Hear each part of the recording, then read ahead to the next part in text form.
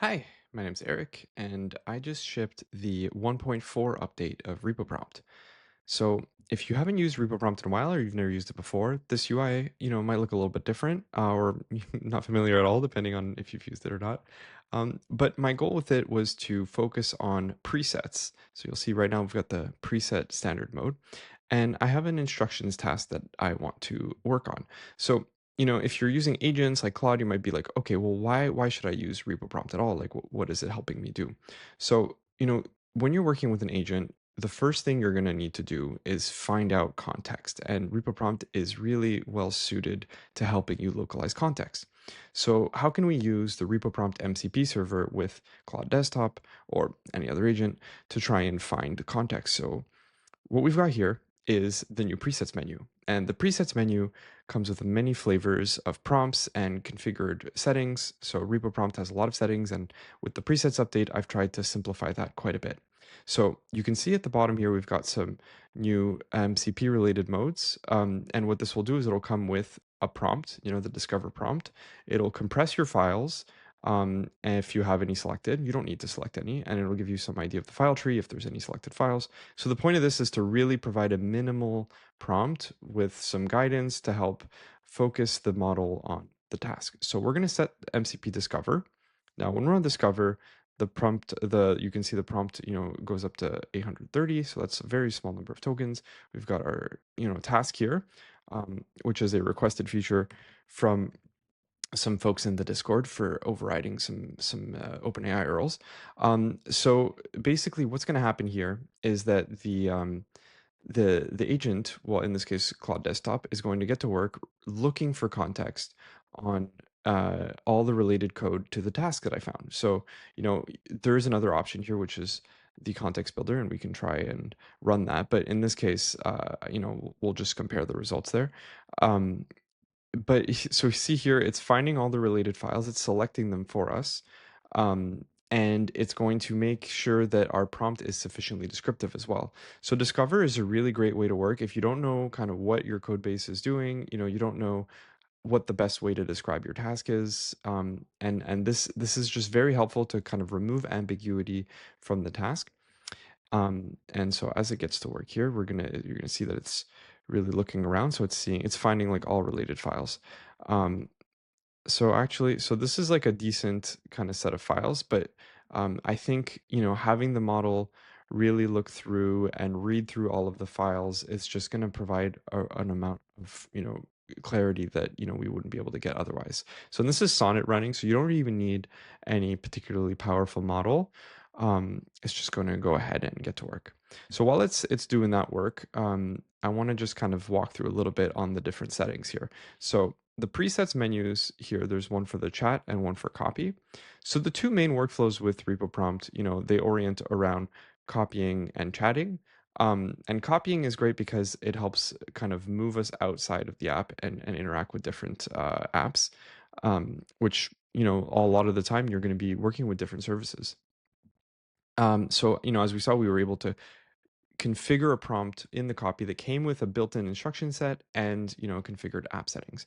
So here you can see Claude got to work. It basically reformulated our task, and then it went through and basically mentioned where all of the kind of areas of focus are.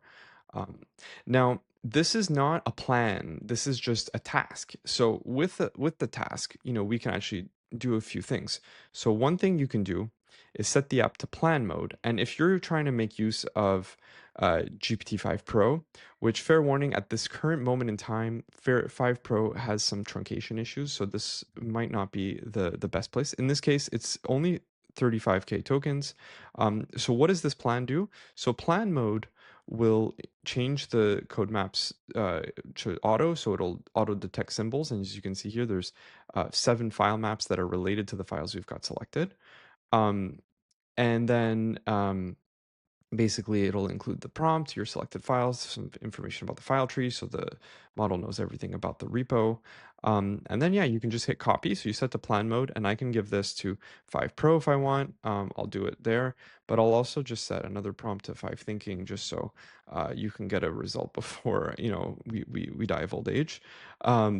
So we'll just let it kind of work. And at the same time, what you can do is you don't have to plan. So this task is not like overly complicated. We can kind of just go straight into a model.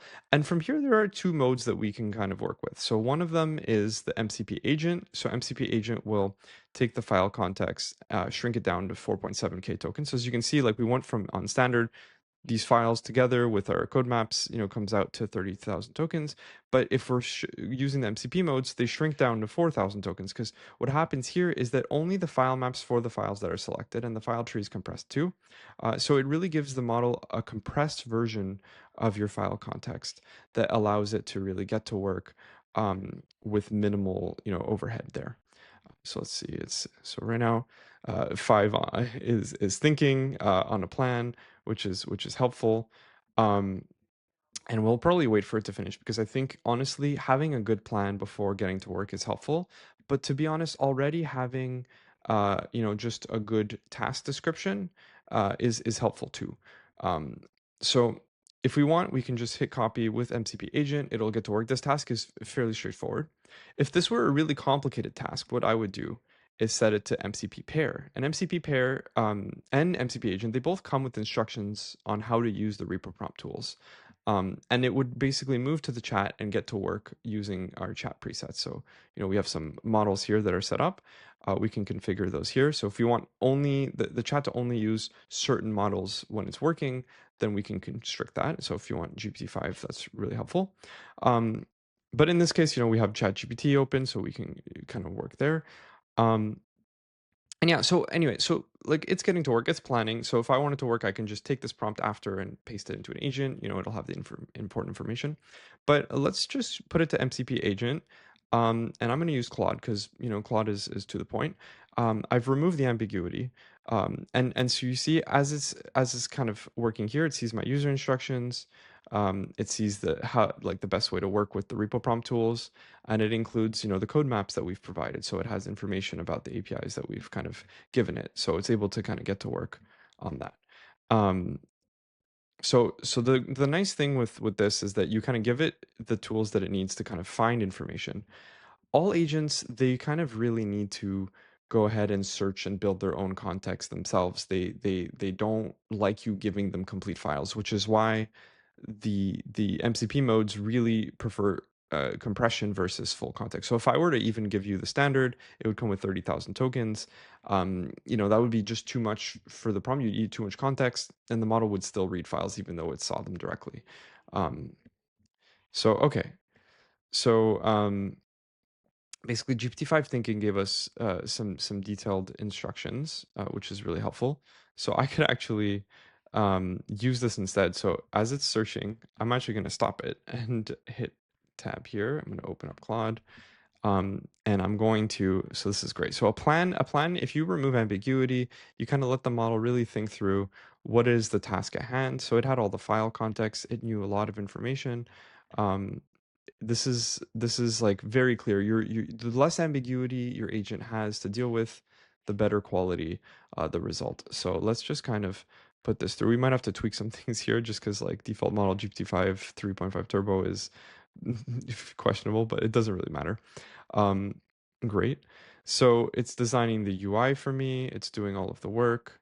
And it's gone through and just basically sketched out implementation. So the planning prompt is interesting because it just forces the model to think through all of the details, remove all ambiguity.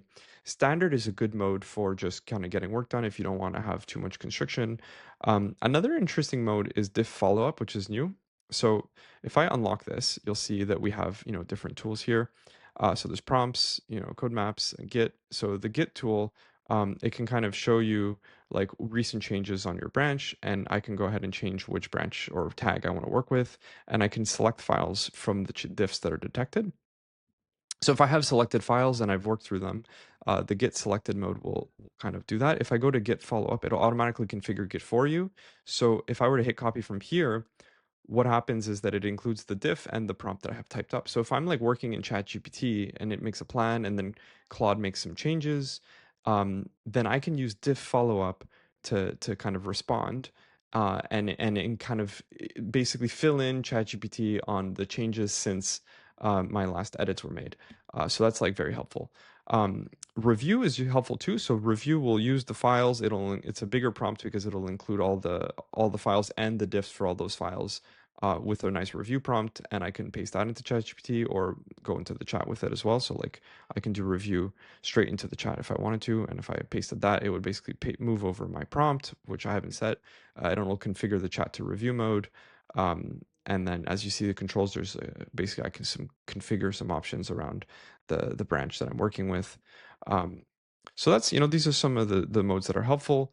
The XML edit modes, these are if I want ChatGPT to kind of provide changes directly, but if I'm using an agent and I've got Codex or Claude, like, I might not need to use these right now. These are helpful if you want, you just want to work purely in ChatGPT. And then, like I said, the agent modes are for compressing context and providing things. Now, all of these modes are extensible, overridable. You can change them if you want, but I recommend just using the default ones and getting a feel for them as well. Cool.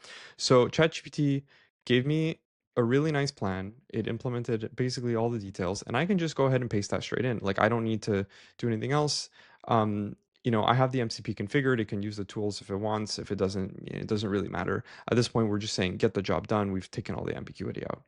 If I had an implementation plan and I wanted to kind of have it work a little bit harder, so what I would do then is, clear that out. So I'll paste that out. And then I can set this to pair program if I want and get to work that way. Um, I'll just undo that because it seems like it is trying to use my files. So I'm curious if it's going to try. Yeah, so it's basically organizing the file selection as well, just to kind of expand on that. So that's interesting. Um, but yeah, no, it's just getting edits done itself using the repo prompt tools. So that's great. So it's getting to work. It's basically implementing the plan in full, and I don't have to touch it at this point. It got the work done. So hopefully that was clear on some different workflows here. So like I wanted to try and come up with some interesting ways that you might need to use the app. And I think that like these modes are quite helpful. Um, and you can have agents open and ChatGPT open or even Claude Desktop like I showed to kind of start with. So there's a lot of tools out there now, and finding ways to kind of make them work together, like it's just very helpful. Like having MCP means that all of the tools except ChatGPT can like access the tools in the prompt state. So I can start here, have Claude get some work done, update the state of the app, and then I can switch presets and then move over to a different tool and have it work. So in this case, we had 5 Pro's results come in, and we can just take a look at the comparison. So this plan looks pretty solid. It looks overall fairly similar, but it removed some of those 3.5 things that we didn't want. So I'll probably start use 4.0 mini. So that's fine too. Um, so yeah, I might switch over to this one. I don't think that it's a particularly challenging task, but I just want to show you a little bit about how you can use the different tools to kind of get to work and get these your agents to kind of work with less ambiguity, more accuracy, and leverage the different tools that are available. Like 5 Pro, you can only use it in ChatGPT, and being able to like set up a discovery task, organizing your prompt so you don't have to think about what you're selecting, being able to review the selected files. I can tweak it if I want, and then moving it over to the agent after, or to the plan. There's a lot of steps here. Discovery of context is important. You want good plans, and then you want good output at the end. So hopefully this gives you a decent tour of that. Just before I close out, I just wanted to show if I wanted to kind of get the same task done using the pair programming mode. So I'll just show you quickly what that would look like. So if I went to the pair programming mode, I can just basically set this over to MCP pair 6.8K tokens, and then I just paste that in. It's going to get to work as well. So they're kind of overlapping, but it's not a big deal. I'll probably just, roll that back afterwards. But the nice thing with pair programming mode actually is that it doesn't kind of apply edits until the chat kind of finishes. So I'll just clear that out. Uh, so you see it's gonna basically get to work reading the files. It's understanding the context. And then the pair programming flow should just kick in. Now, heard some reports of folks say like, hey, like Claude didn't want to do the pair programming flow. Um, so, I mean, that can happen, and it might even be happening here. It's just reading that some of the work was already done. In that case, you can just interrupt it and say, use the pair programming flow. Uh, yeah, so it's basically seeing that, the other agent's kind of finishing up the task already.